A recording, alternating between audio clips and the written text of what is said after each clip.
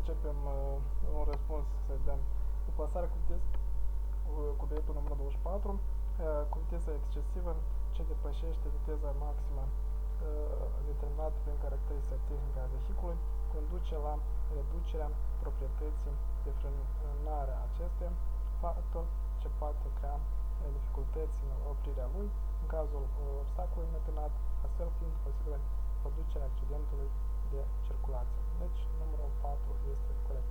Oricum, rezultatul are 3 greșeli, doar și am susținut. Alegem, în caz de față, un alt bilet sau, cum doriți, pot să o mai repet o dată, dar cred că nu este cauza. Așa, biletul numărul 25 și începem. Participanții la trafic sunt obligați să respecte regulile de circulație, numai semnificații mijloacele, numai toate cerințele enumerate, da? Să trecem mereu. Precizați dacă sunteți obligați să asigurați transportarea lucrătorilor de poliție, așteptarea acestuia la locul unde s-au produs accidentul în traficul rutier sau calamități. Sunteți obligați indiferent de direcție de pasare, sunteți obligați numai în cazul în care accidentul sau calamitatea a avut loc în direcție de pasare a vehiculului. Nu sunteți obligați. Deci sunteți obligați numai în cazul în care este în direcția în care mergeți. Indicatorul din imagine semnifică începutul construcției de imobile ale localității, începutul zonei pietonale rezidențiale. Zona rezidențială se cunoaște că e ca formă de un castel, dar nu este zona rezidențială. Indicatorul 563, 2, se numește ansamblu continuu de imobile și semnifică începutul construcțiilor de imobile ale localității.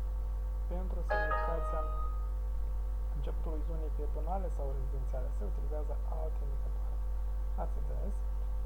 Aceste indicatoare rutiere confirmă că ne aflăm, determinând sfârșitul sectorului de drum periculos, așa, nu mai dau citire mai departe, care din marcajele din imagine determină locul în care este interzisă numai staționarea vehiculului, numai staționarea vehiculului, numai A, numai B, numai C, AB, ABC, numai A.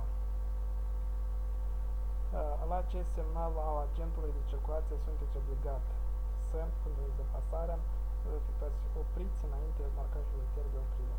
Deci să oprim, care de verde.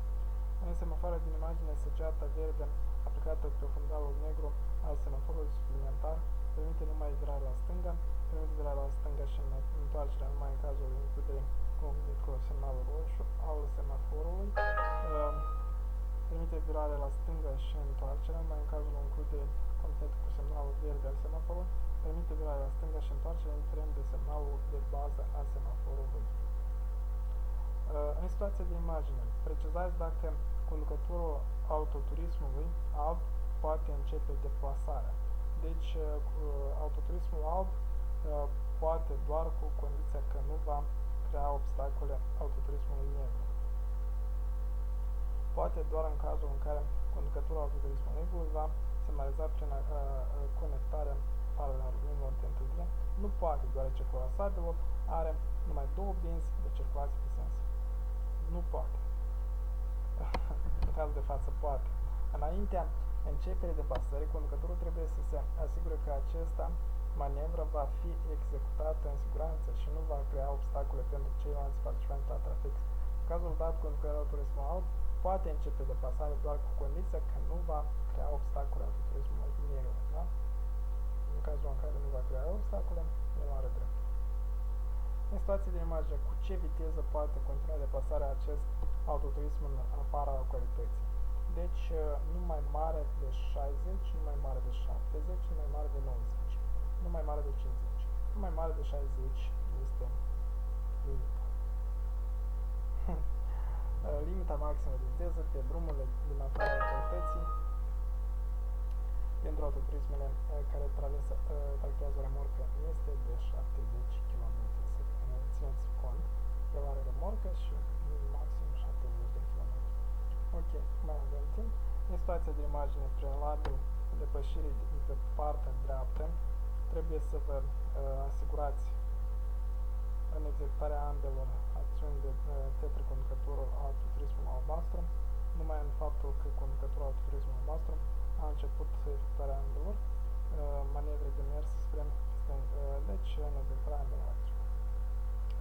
Conducătorul cărui vehicul are prioritate de trecere. Conducătorul autovehiculului sau conducătorul tramvaiului. În cazul de față, conducătorul auto intersecție cu circulație dirijată. Deci, dirijată, în caz de față, tramvaiul are prioritate. Vehiculele din imagine vor traversa intersecția în ordinea următoare. Deci, autoturismul, tramvaiul, motocicleta, tramvaiul, autoturismul, motocicleta, tramvaiul, motocicleta, autoturismul, tramvaiul și motocicleta. El are din drumul cu prioritate.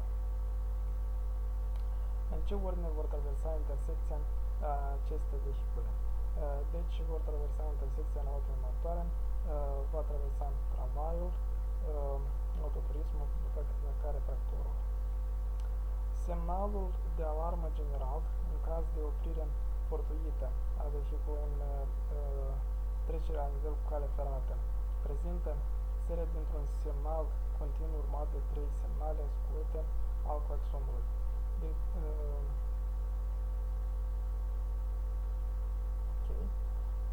Oprirea este interzisă pe un spațiu de 30 metri de la locul instalării, 30 de metri de la locul special amenajat pentru oprirea vehiculului de rută, la trecerile la nivel cu cale ferată și mai aproape de 50 de metri de aceasta, la ieșirea de pe trecerile teritoriale de centru drumului, pe un spațiu de 10 metri înainte de trecere pentru crăpâni, la ieșirea de pe teritoriul de centru drumului, la trecerile la nivel cu cale ferată și mai aproape de 50 de metri de la acesta. Pe un spațiu de 30 metri de la locurile special amenajate pentru oprirea vehiculului de rută. Deci oprirea este interzisă la ieșirea pe teritoriul de centru drumului. Din variantele de răspuns propuse, oprirea este interzisă doar la trecerea la nivel cu cale ferată și mai aproape de 50 de metri de acestea. Este drept. Ok. Instruirea în conducere pe drumurile publice poate fi efectuată numai în cazul în care cursanții posedă dexteritate suficientă.